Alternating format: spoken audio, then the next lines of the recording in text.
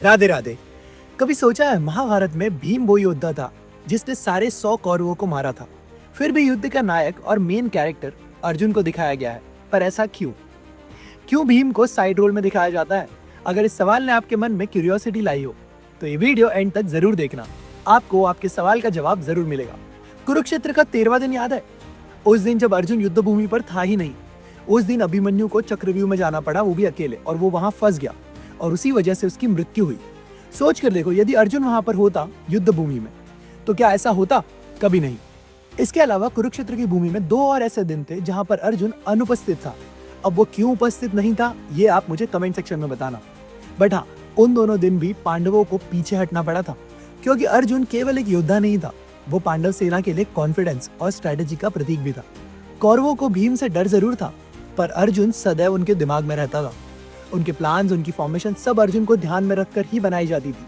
And युद्ध में श्री कृष्ण ने भी ये स्वीकारा था कि युद्ध तब तक संतुलित है जब तक अर्जुन कुरुक्षेत्र में है। अर्जुन ने शकुनी के इल्यूजन्स तोड़े, जयद्रथ का वध किया, द्रोणाचार्य और पितामह भीष्म के खिलाफ पूरे युद्ध का फ्लो ही चेंज कर दिया। वो सिर्फ युद्ध नहीं लड़ रहा था, बल्कि पूरे युद्ध को कंट्रोल भी कर रहा था। सोच कर देखो, भीम ने कौरवों का शरीर तोड़ा, पर अर्जुन ने उनका अहंकार तोड़ा। भीम ने विजय दिलाई, पर अर्जुन ने विजय को संभाला। और इसीलिए श्री कृष्ण ने गीता का ज्ञान केवल अर्जुन को दिया, क्योंकि वही इस ज्ञान को समझ सकता था। वो शांत था, रिसेप्टिव था और धर्म के मार्ग पर था। यहाँ लेसन ये है कि शक्ति से युद्ध जीता जा सकता है, पर बुद्धि से युद्ध संभाला जाता है। एंड जीवन में भी हमें सिर्फ लड़ाइयाँ नहीं जीतनी होती, कब, कहाँ, कैसे और कौन सी लड़ाई लड़नी है, कौन सी छोड़नी है, ये भी समझना जरूरी होता है। एंड हाँ, एक और बात, अब लोग कमेंट में आकर डिबेट करेंगे, बट ध्यान से सुनो। टीवी सीरियल्स में ड्रामा ऐड करने की वजह से अर्जुन को हमेशा मुख्य किरदार के रूप में दिखाया गया है, पर असली महाभारत में भीम और बाकी पांडव भी उतने ही महत्वपूर्ण थे जितना कि अर्जुन है, बल, बुद्धि और भक्ति सब में।